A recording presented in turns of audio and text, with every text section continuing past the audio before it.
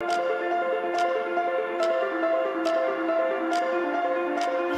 is MC Fireside Chats, a weekly show featuring conversations with thought leaders, entrepreneurs, and outdoor hospitality experts who share their insights to help your business succeed. Hosted by Brian Searl, the founder and CEO of Insider Perks, and powered by insights from Modern Campground, the most innovative news source in the industry.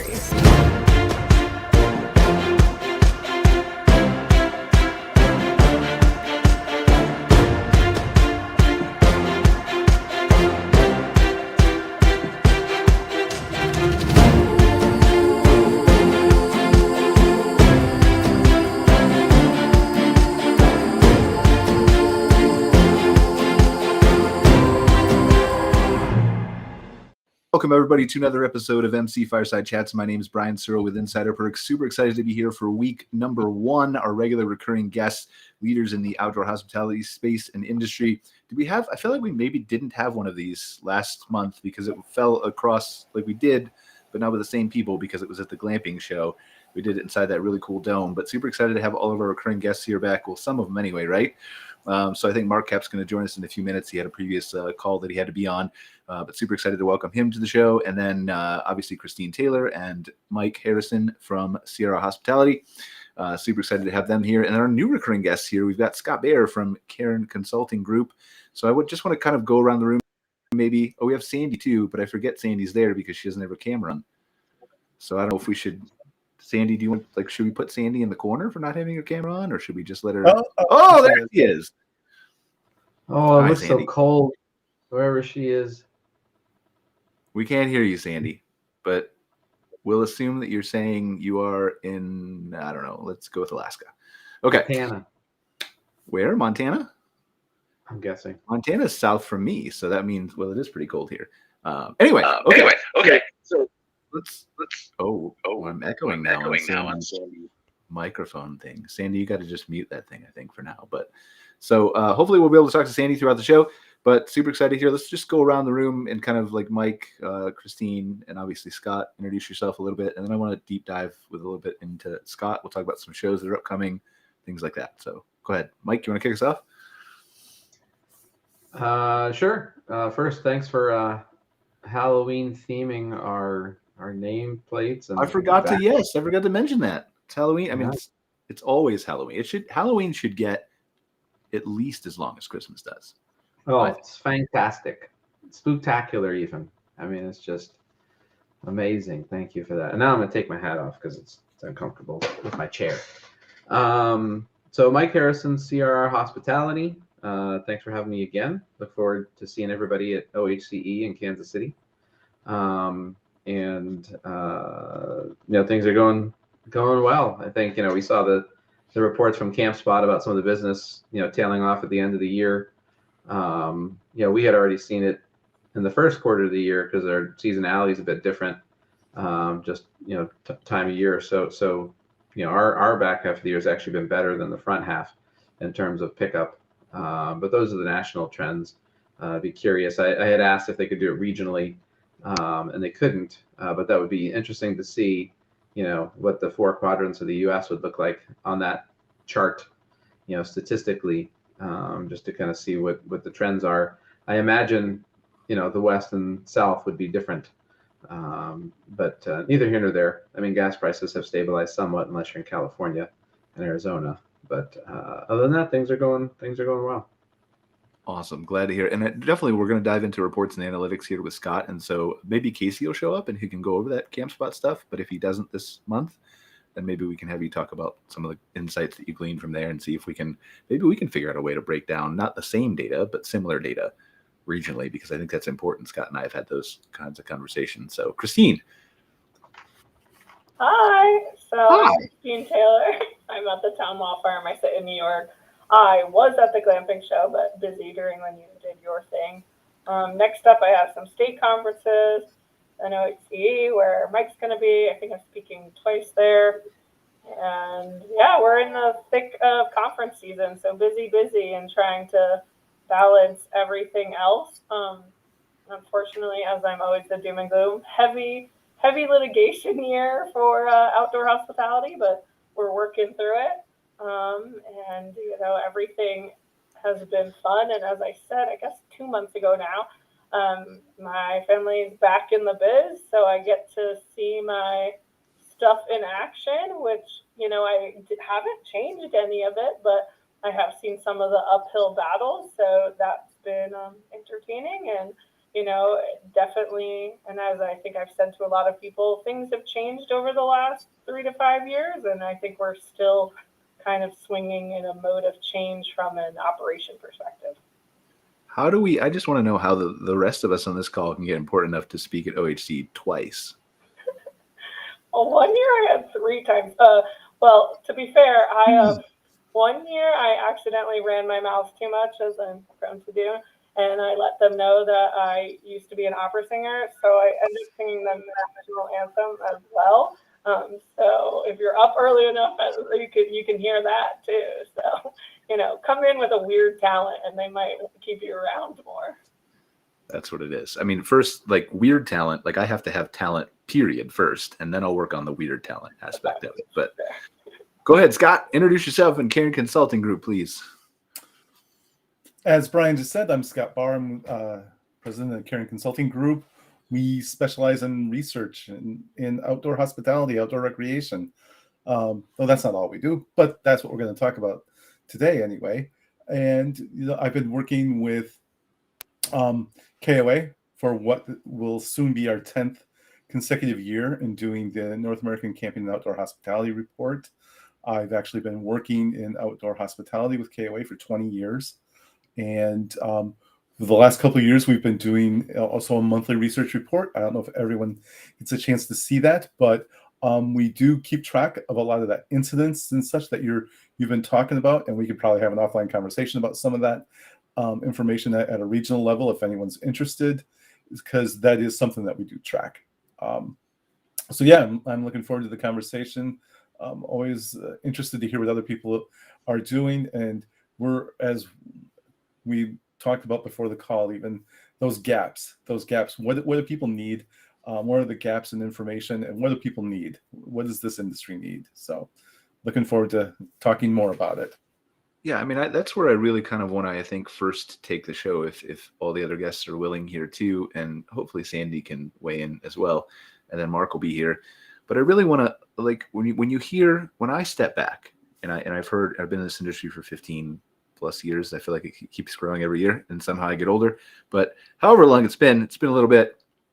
And I feel like I hear from everybody, I wish we had more data. I wish, I was coming from the hotel space and I wanted this or didn't have this, or, where do I get this? Where can I get comp sets? Where can I look at my competitors? Where can I, and endless questions that we don't have a lot of good answers for.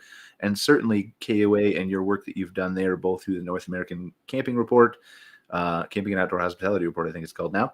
Mm-hmm. The glamping report that you did recently with the association, and then your monthly research reports with KOA and all the other work you've done with some other players in the industry. I think that certainly is a very, very good start to filling in some of those gaps. But I think what we're hoping to accomplish here with the MC Hospitality Highlights is kind of reporting on data and uncovering data, from a marketing standpoint, because that's where we have a lot of it sitting there, right? But also just some reports and data that we have been asked for that we haven't really been able to report on. And when I say we, I mean the outdoor hospitality industry as a whole. And so I think I would love to maybe just start with Mike, if you're willing, Mike. And I know I'm putting you on the spot. We didn't prepare this at all. But just talk about some of especially coming from the hotel industry. Talk about, and obviously it's not going to be something where we can recreate a star report, right? But what are some of the things that you feel you would like to have at your fingertips when you're making business-driven decisions, not just about metrics like comp sets and competitors, but where do I open a resort? How do I forecast demand? How do I look at reviews? How do I analyze social? How do I insert blank, right? From an investment, hedge fund, anywhere we want to take it. And so I just love to have a kind of a back and forth and prompt some inspiration and ideas for Scott, even though he's got a list of them that's really long. Yeah. And I mean, you opened a can of worms asking me that question. I mean, I could spend 4 hours on this, but I think there's a few things. One is with the infusion of institutional capital that continues to come into the industry, there will be a demand for continued evolution of reporting. In the recent Woodall's article, I don't know if you saw my interview with Campspot. Woodall's? Who's Woodall's? I'm sorry. I'm kidding. Woodall's is a great publication. I'm kidding. Yeah, the other media company.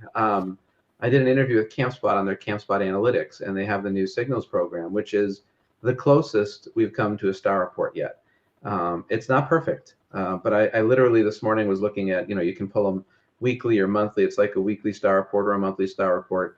So it's not perfect yet because it doesn't, you don't subscribe to it. They pull the, anonymous data of the other Campspot users in your comp set. So you don't necessarily, it's not going to be your true comp set of your 6 competitors that are right down the street from you. It's only users, campgrounds that have Campspot. However, it does give you a good flavor of regionalized, how your occupancy is, what your rank is, how your ADR is, how your ADR rank is, what your revenue per available site is, what your ancillary revenue per available site is compared to your comp set. So, it really gives you a good indication of how you're performing. Are you underperforming, overperforming? What's the market doing? And that's new. So that's the most excited I've been for a report, I think, since, I joined the outdoor hospitality industry, and they're going to continue to evolve that. That's very, very helpful. And, we'll see where they go with it. Do they eventually offer a subscription to non-Campspot, properties, and do they evolve it like the Star Report evolved? I don't know. But, right now it gives me enough data to be able to make good revenue decisions, see if I'm underpriced, share with ownership, on properties that we operate.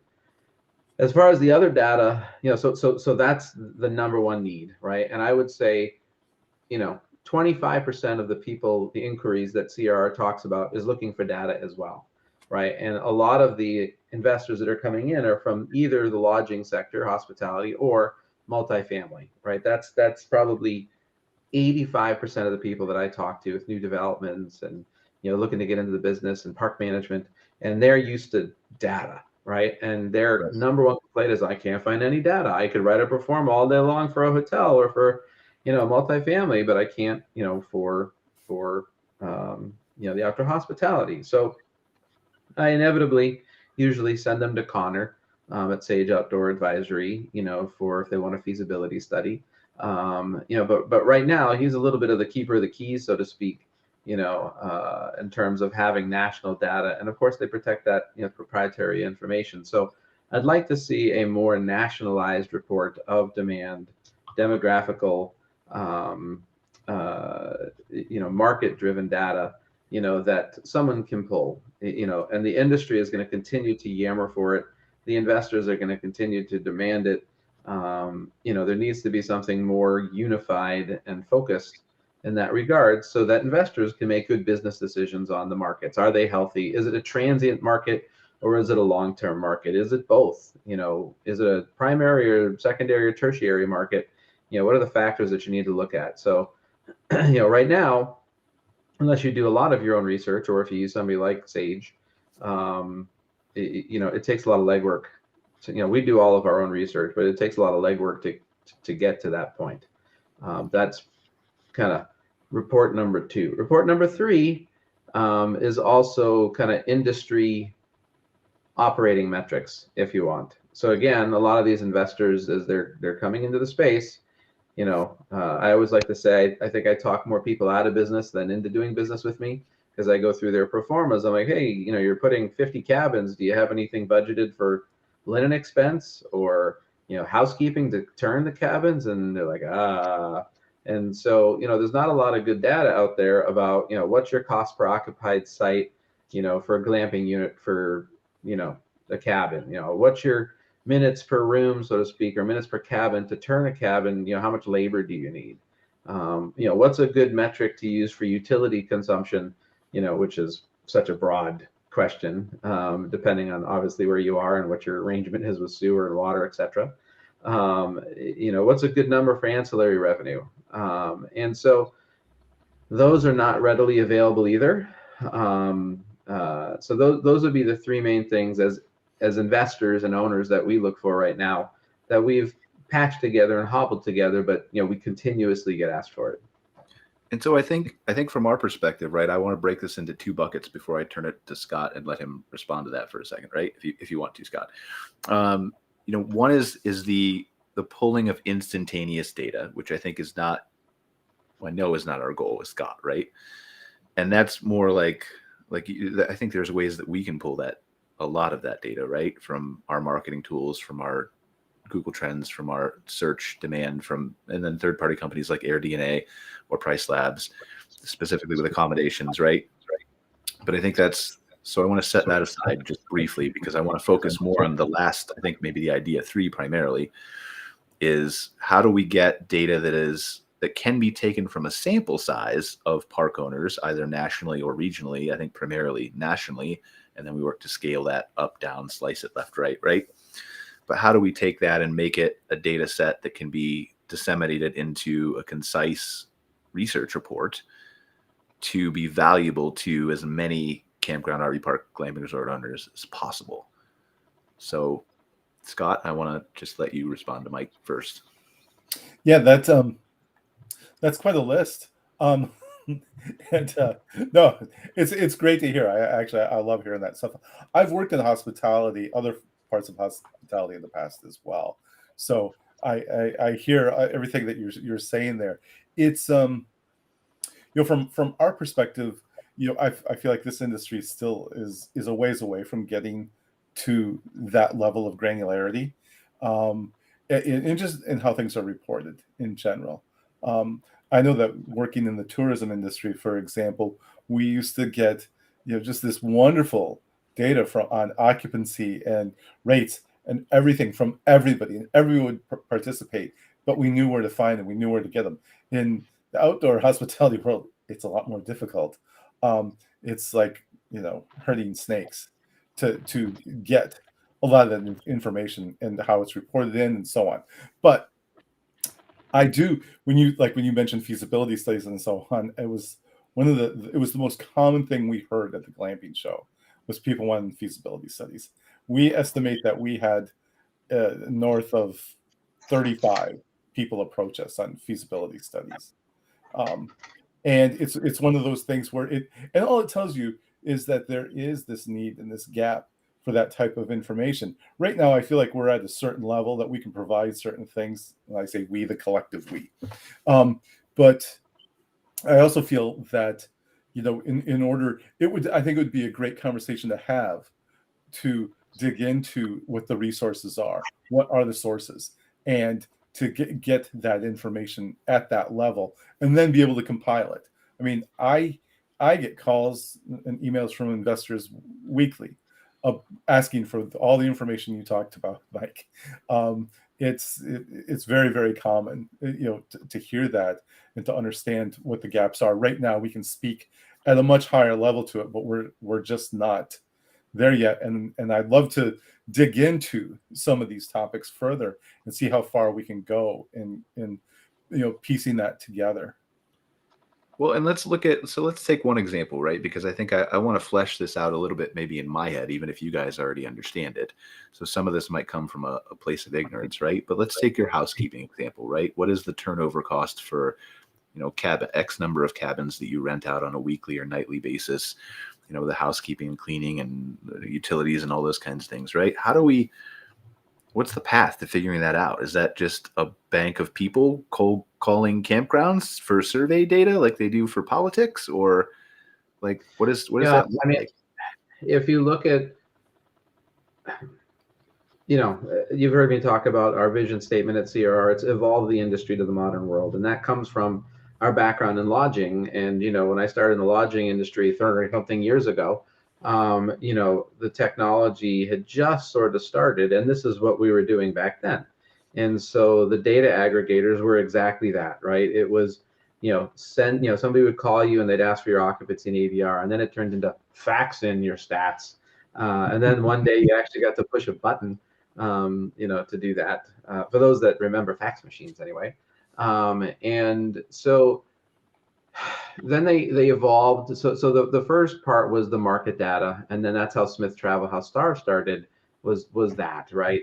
The hotels used to do what was called a call around report, and you call your local competitors, and they used to share their data, and then it evolved to the star report. And then there was the main company was called Benchmarker, and there was a Benchmarker report which did those operating statistics, and you could look at aggregate costs for room profitability and NOI and labor stats, so you had an idea. And it was the same kind of thing, which was a lot of groundwork to gather the statistics, but it became easier obviously with technology to submit that data. And it's a little bit crowdsourcing and of the like, but yes, there's no other way to get it than to unless it's a publicly traded company like an ELS or Sun, where you can see their data and it's so broad.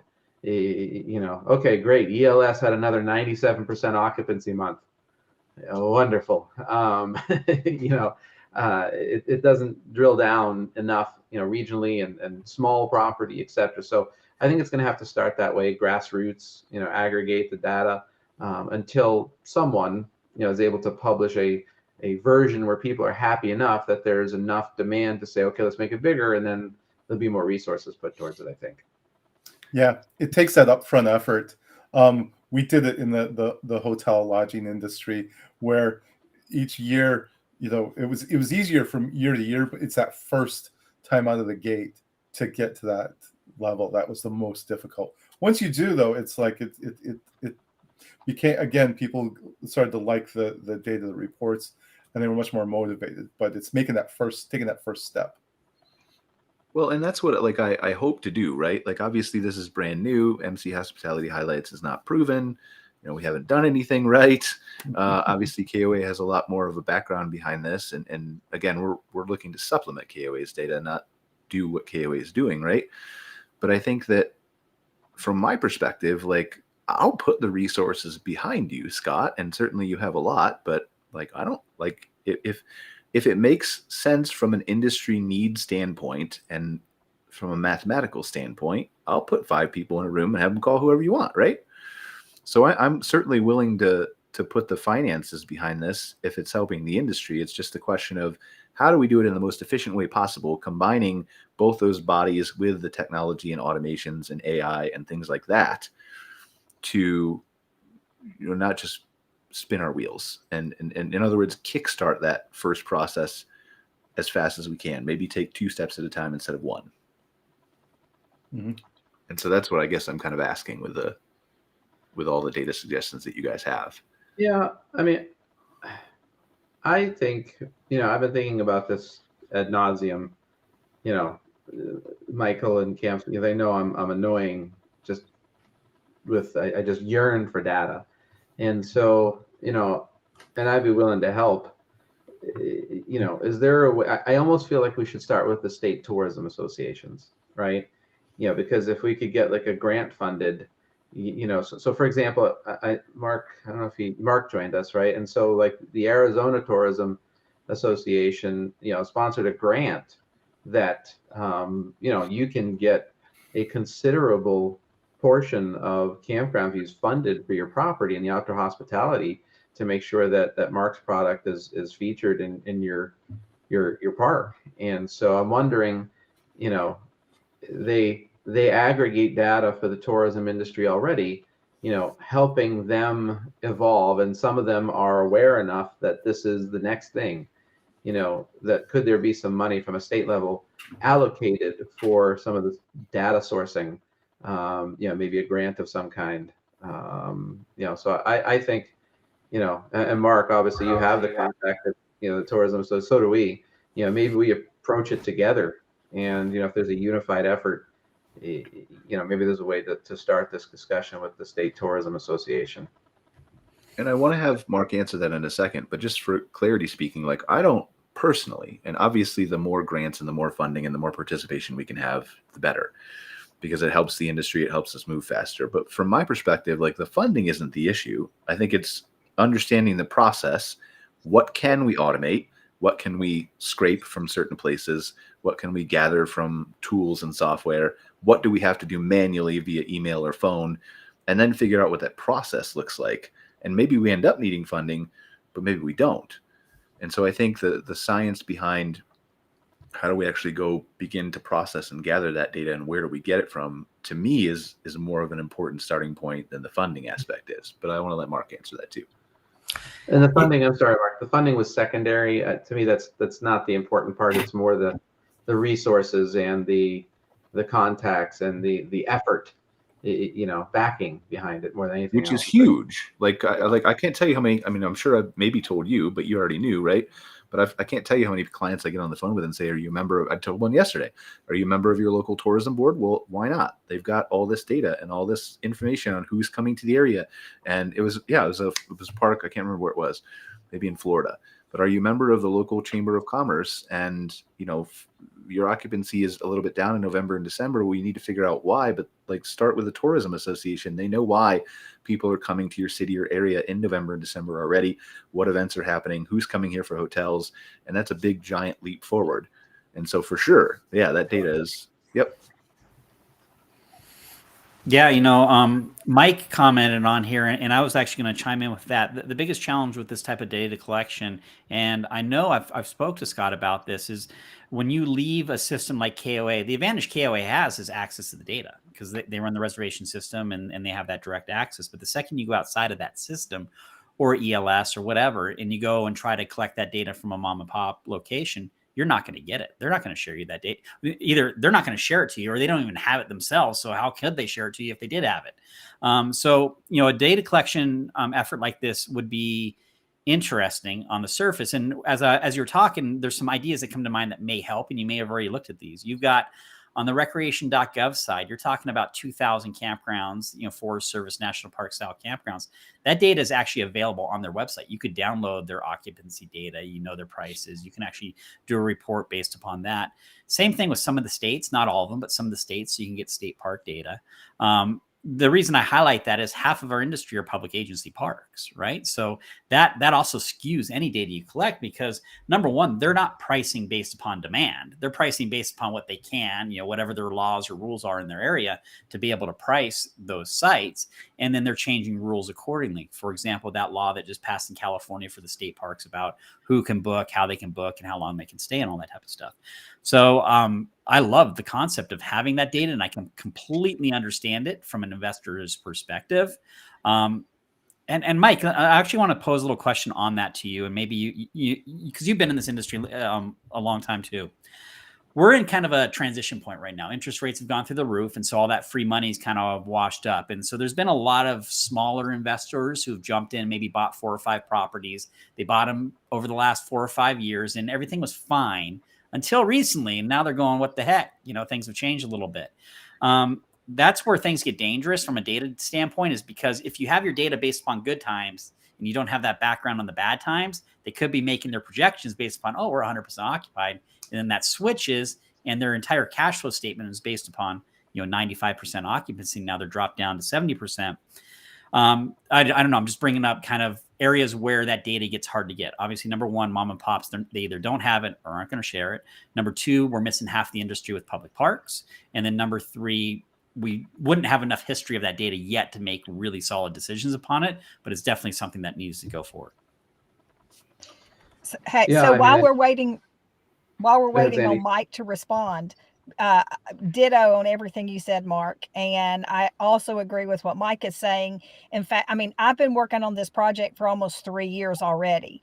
And the biggest problem we have with our smaller mom and pop parks is the distrust of some of the technology that's been out there.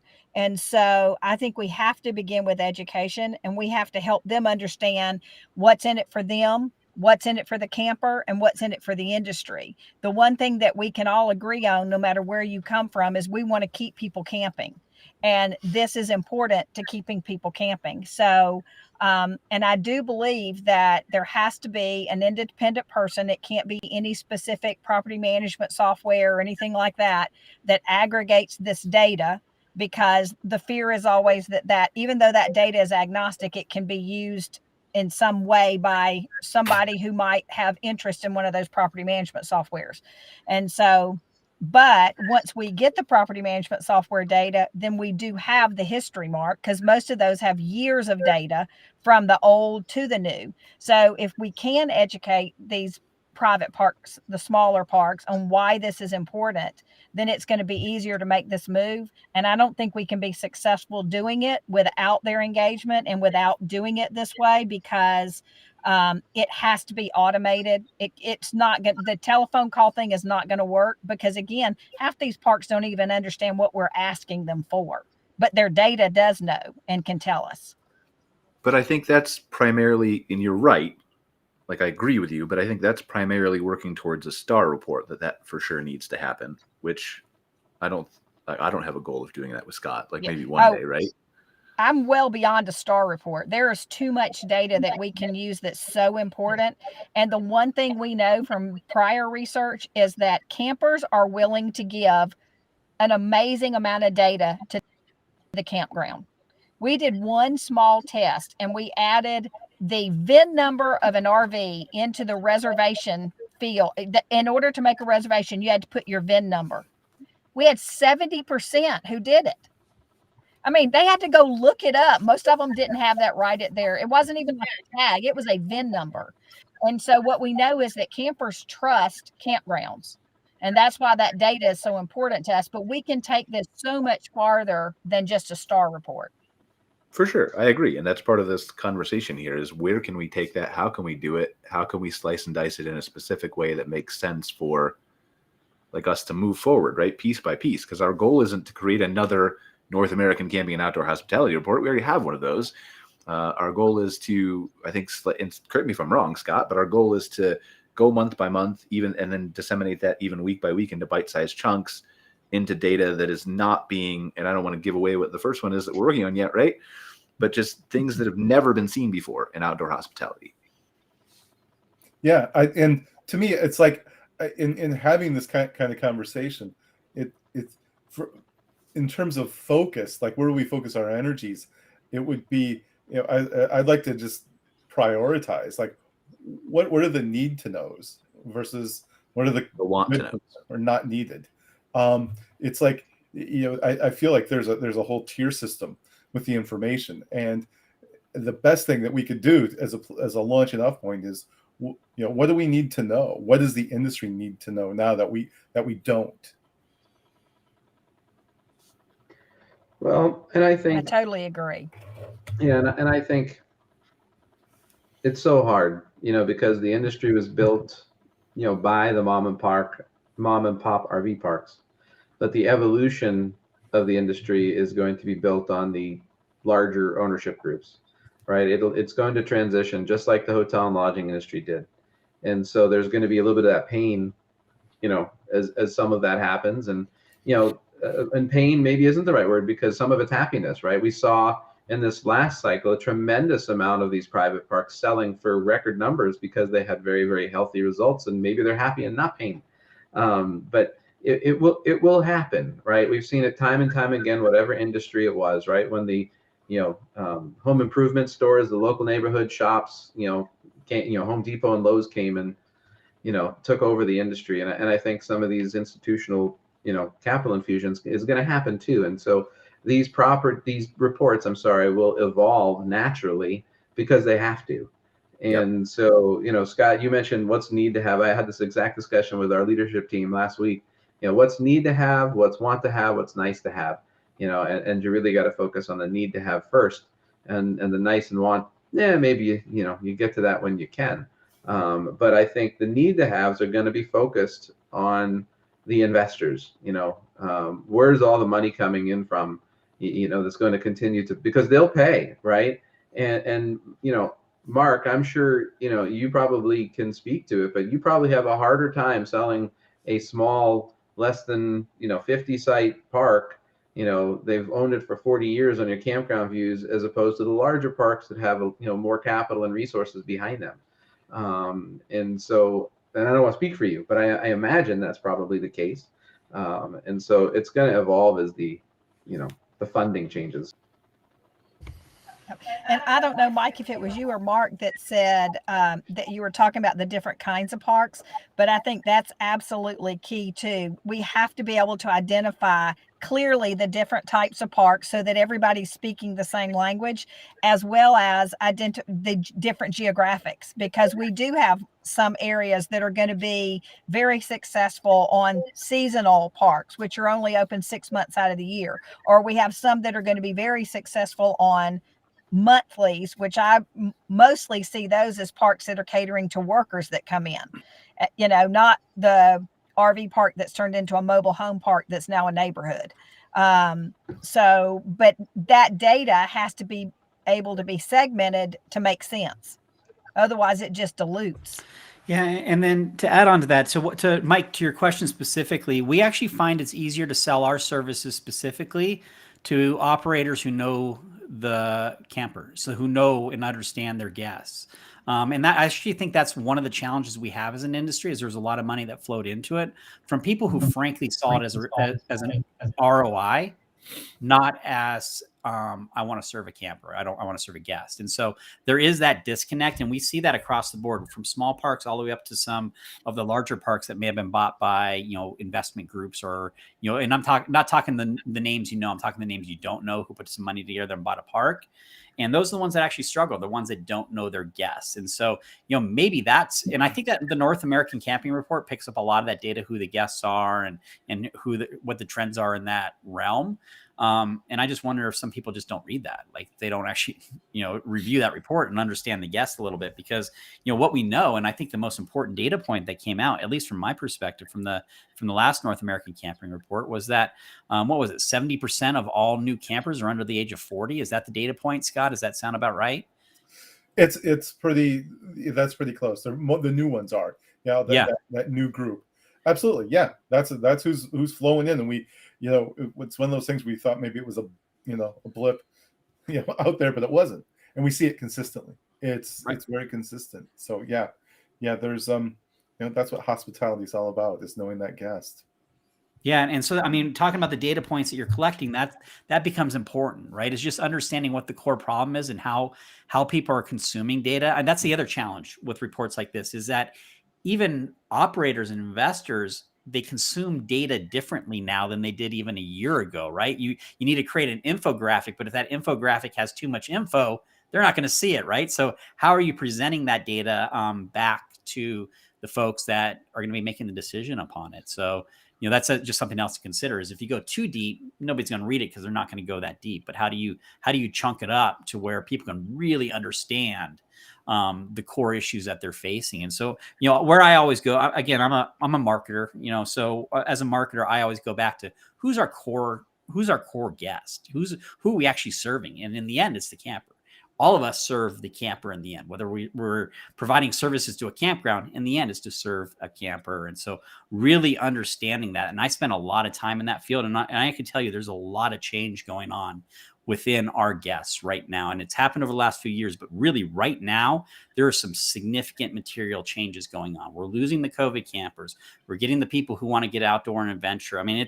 We're definitely going to see a lot of change, as we have already, but going into these next few years. And I think that's really where the data becomes important, and the way you present it to people so they understand that data is critical.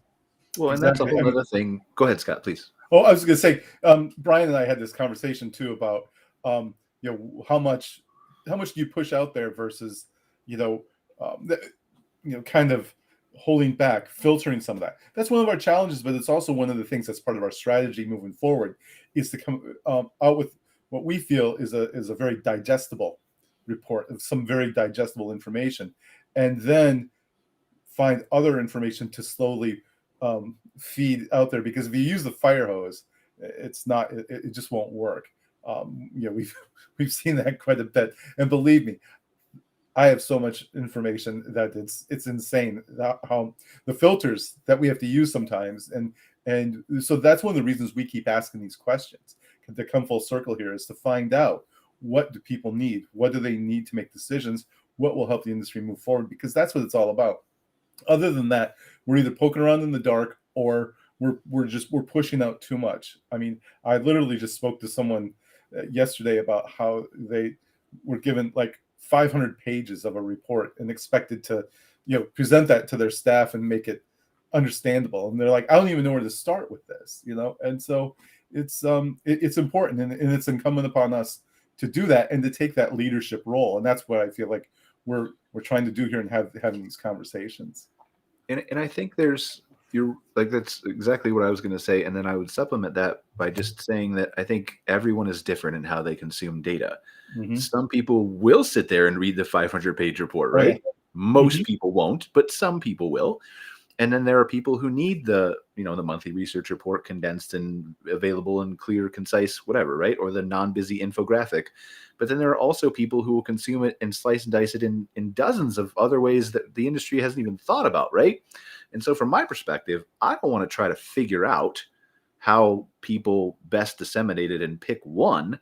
I want to do it all. And I think that's what some of the automation and AI will allow us to do, is to say, well, here, if we want to produce this kind of information dump report, it's available for you to download and look at. But the one we're going to publicly release and push is more concise and is focused on, what Scott just said. But then also we can disseminate it in different ways via YouTube and via podcasts and via blog posts and social media and then however you like to consume it as a person, it's available for you to do that way. And I don't know if that answers maybe some of your. No, it's great. It's very similar to what Google Analytics did with their whole user interfaces. As Brian, I'm sure, is really aware, they've changed it recently. And the big thing is a bunch of the reports went away, and they've kind of put a search bar there. And they're using, I don't know if they're using AI or what, Brian, but you can go in there and ask kind of almost logical questions like, hey, where are my guests coming from? And it'll start spitting out reports that are relevant to that within the Google Analytics backend. So I like that. I like that that's where you're going with this, Brian. That's very smart of you.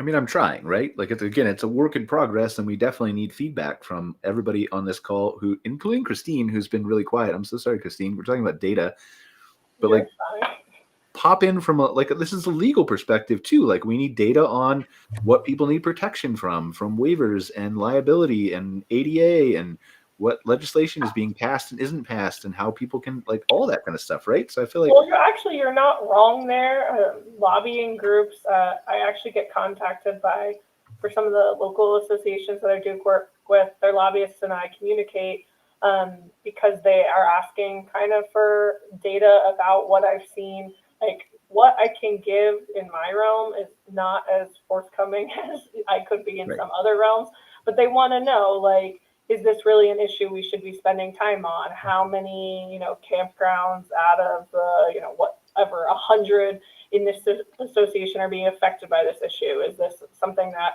we're really concerned about? How has this amped up or, declined? I mean, I know we've talked ad nauseum about this, but one of the ones, and just because it's in the forefront of my mind from the lobbying perspective, is when we talk about all those ADA website lawsuits.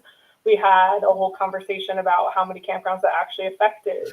Did we see that generally the trend of those lawsuits were going away overall? How did it impact the hospitality market? What was the average financial impact on an individual campground, such that that was something to direct lobbying efforts to? So from that perspective, that's where data is important, I think, to that realm, is because I have a lot easier time arguing on behalf of somebody in a lawsuit if I have a law that supports my position. So, and the strength in having associations and stuff like that is the fact that they're lobbying for these new laws, and they're lobbyists and the people trying to explain why this is important to our lawmaking bodies. If they were armed with data about how this impacts, the actual operation and frankly, bottom line of these campgrounds, that would be important to them.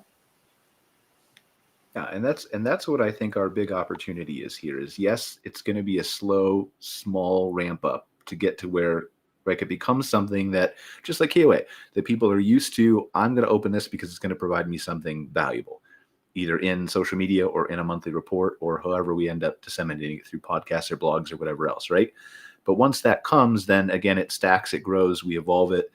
Once we begin covering certain things, we figure out what people like and what they don't like and how they want to see that sliced and diced. And can we go down to the state and provincial places in Canada and the United States and things like that? But I think that's ultimately it's a big task, right? Like, we've been sitting here talking and it feels like this is the fastest 45 minutes that's ever passed on this show for me, right?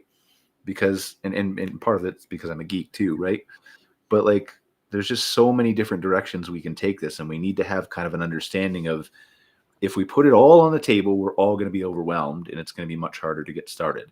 But if we have a concise list of, here's 5 things that would be great to start with, let's do those 5. Then here's 5 more and 5 more and 5 more.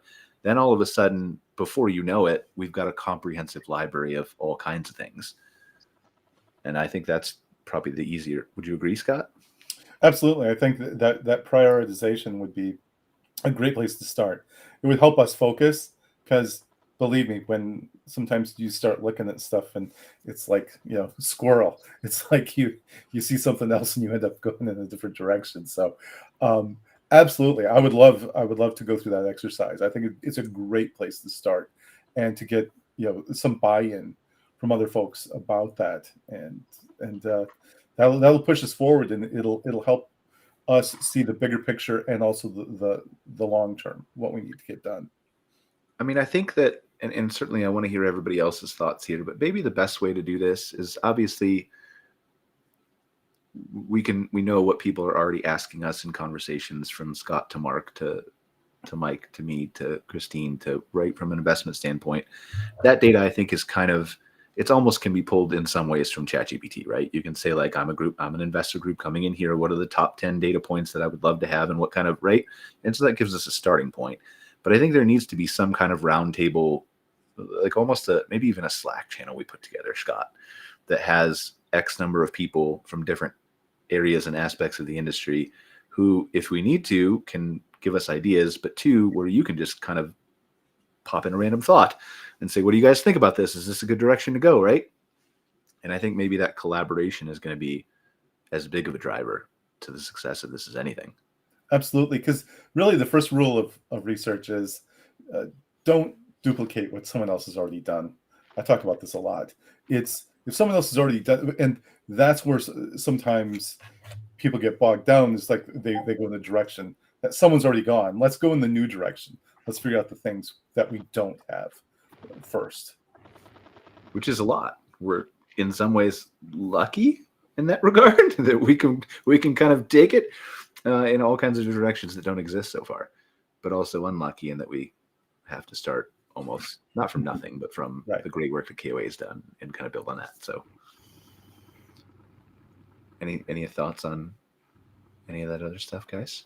Mike, I didn't mean to really kind of put you in focus there, but yeah, one of the things that I just keep thinking about as I'm listening is the importance of education across all of this. And I feel like that's one of the things I'm most excited about AI, is the ability for us to create qualified and credible content using AI. I don't think AI is 100% there, but I think there's ways of, when we're doing AI, selecting credible sources, because so much of this depends on, we could build the best reports ever, and if the person reading the report does not understand what they're reading, we failed.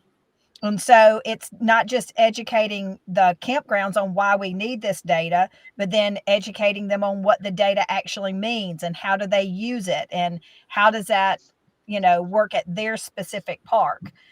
It was funny, at both the Hershey show and at the glamping show this year, I heard the term glamping. At the Hershey show, I probably saw and talked to 50 consumers. A couple of them were people that I call micro content creators. And over again, they kept saying, I'm a glamper, because they were looking at these high-end rigs that they were going to buy, and they were calling themselves glamper. That's the first way I remember us using that term. Was I'm a glamper if I'm camping in an RV. Now there's a whole nother meaning to it. So, I mean, and I even asked one of the content creators, I said, okay, when you say you're a glamper, are you saying that you're camping in a rig? Or are you saying that you're actually glamping, and when you go all over the place, you're staying in a unit that's now considered a glamping unit? And she was like, she didn't even understand what the question I was asking. So as these two, ways of camping tend to merge, more campgrounds put in glamping units, I think we've got to be very intentional on the language we use and educate people So do you, and I agree with you, do you think it's fair to say, Scott, that primarily KOA's research is focused on the camper instead of the campground? Yes. Yes. Okay. So, it's a bottom-up approach. It's absolutely a bottom-up approach. I know you asked Scott that question, but for years, as I've been sharing that data with our investors, and clearly we're not campers, our parks, right?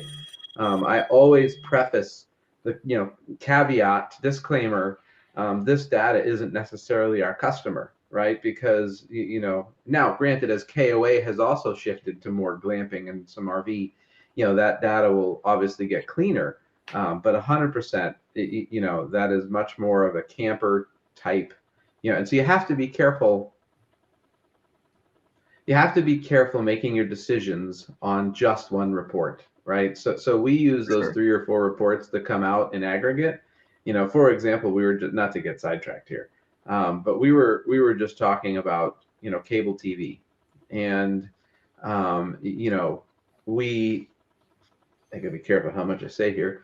Do you need to continue to offer cable TV to your campers in your parks? And we've been doing a lot of digging into this, and we've been looking at research, and depending on which report you look at, the answer is absolutely not. You don't need to. And you can look at another report and it's absolutely you better. And how do you make your decision?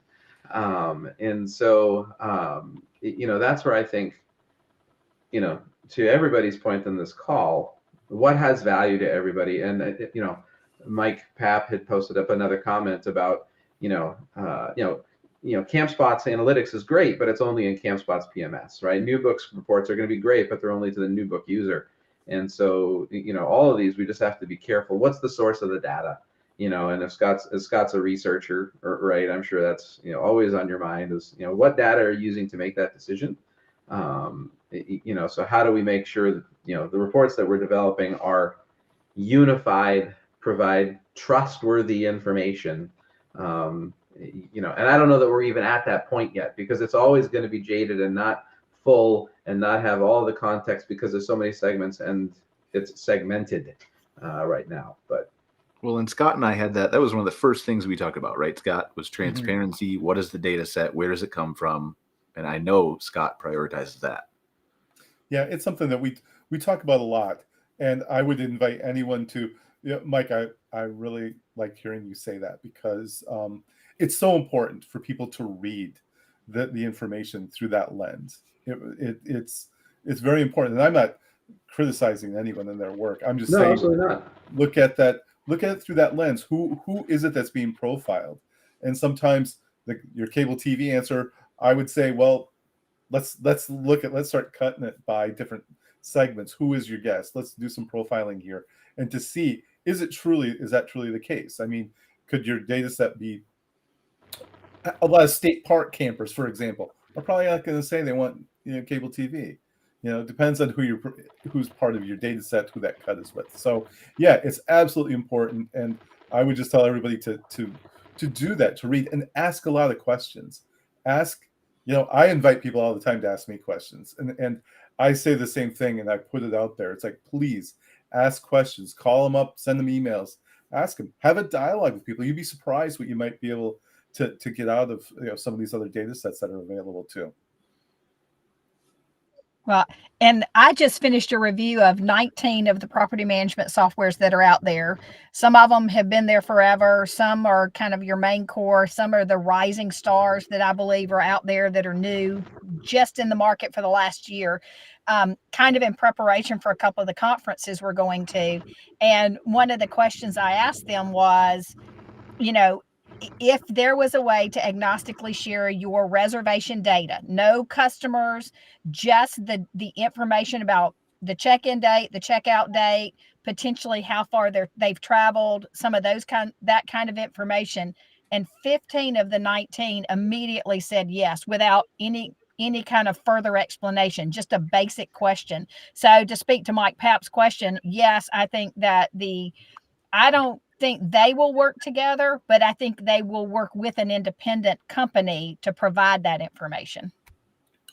But who is that? So that's kind of maybe that's the last gap we talk about for the first for the last couple minutes, right? And obviously some final thoughts. But what is that company? Is that Cairn Consulting? Is that Modern Campground? Is that someone else?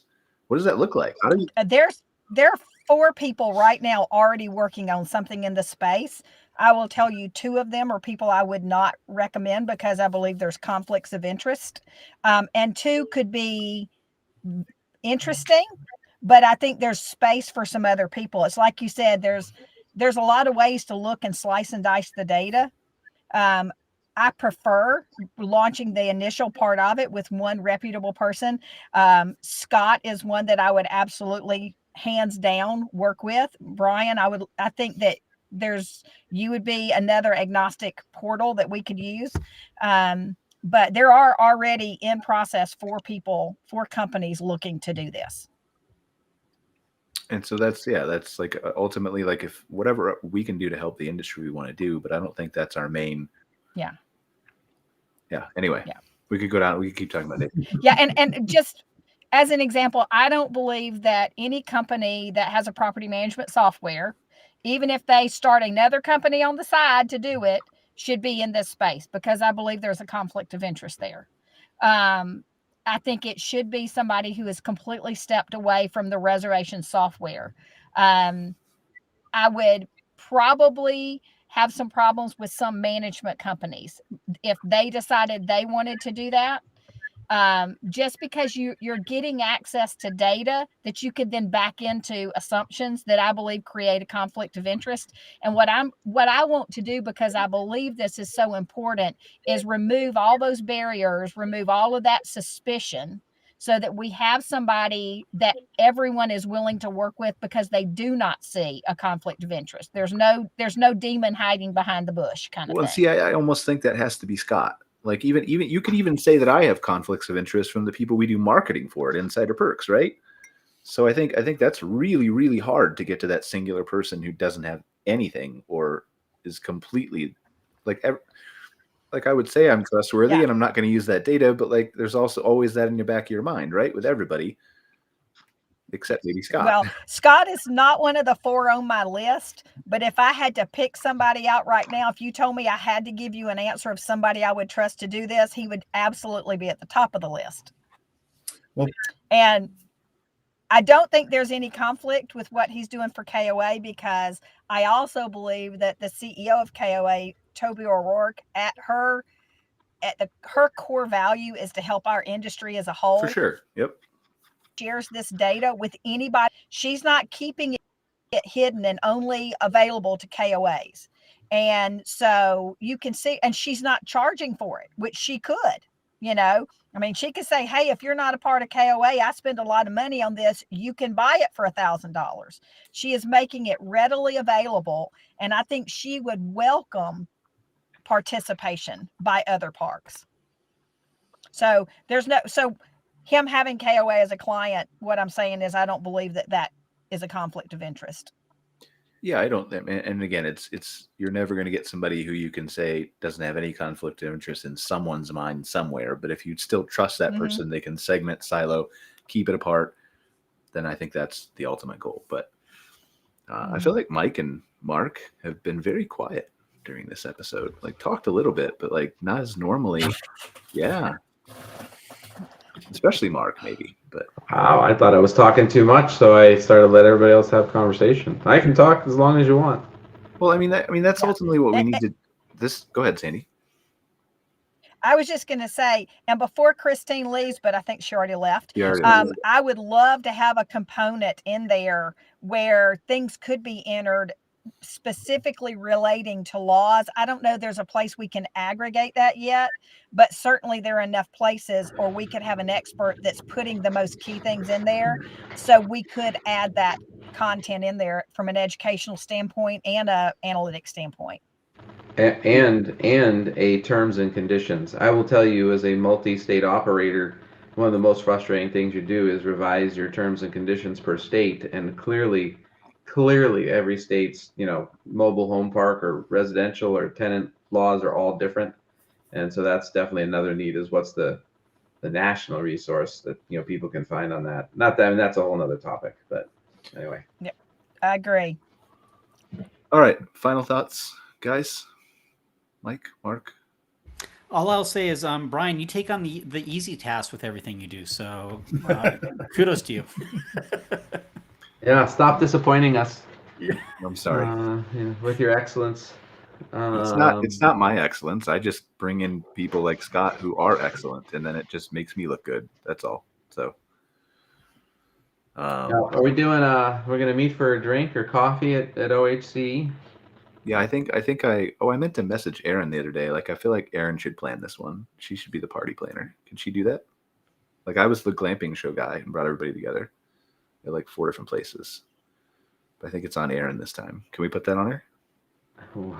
She's not. That's not one of her. We all have core strengths, Brian. But you should build a new skill, right? Every time. Like, I just posted this on LinkedIn from Alex Hormozy. I was sharing it.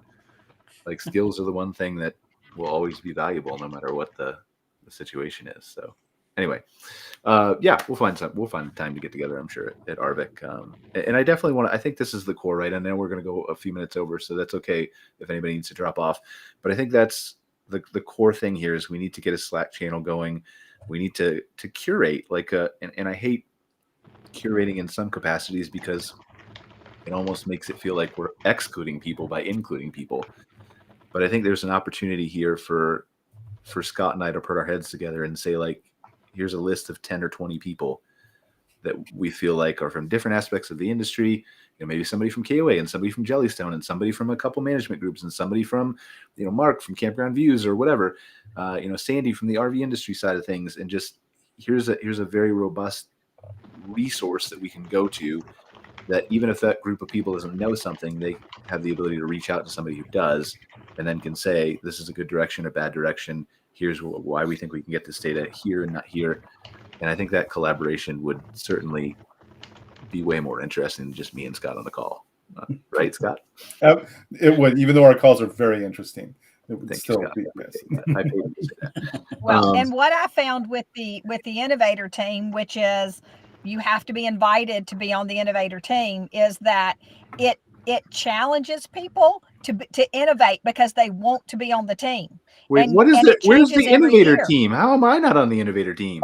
Well, your name has absolutely been mentioned, but primarily right now it's a 12-member team right now, and 10 of those are people from other sectors other than campgrounds, and only 2 are from our campground industry, because it is a holistic approach.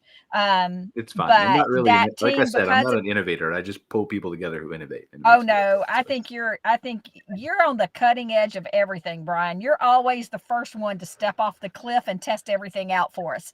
So in fact, no, you're not cutting edge, you're bleeding edge. Okay. But I do feel like sometimes not inviting everybody causes everybody else to rise up. And so, and you rotate it every year and you give different people different opportunities. That's actually a really good idea, is rotating it. I actually like that. Yep. That's actually okay. All right. Does anybody have any final thoughts before we go? We're a couple minutes over. I think we have a lot to digest. I think we do too. Great. Yep. Can't wait to see everybody at Arvik. Awesome. Yeah, we didn't get a chance to talk. I'm sorry. I feel like I marginalized Christine a little bit and didn't include her in the conversation as much as I could. So even though she probably won't hear this, I apologize to her. But we got to figure a way, Well, you never know. It was a good discussion. Thank you. It was great to hear from everybody. Thank you, guys. I appreciate you for joining us on another episode of MC Fireside Chats. Looking forward to all the work we're going to do with Scott. Looking forward to seeing all you guys at OHC, I think, next week. And then I'll be at KOA and then another show in Ontario. It's going to be a fun month for me. But thank you, guys. Appreciate you. And we will see you next week. We're going to do the show live from Arvik, actually from Arvik's booth. And we should announce this. I don't even know if you know this, Mike, because you're going to be a special guest, right? Mark's not going? I won't be there.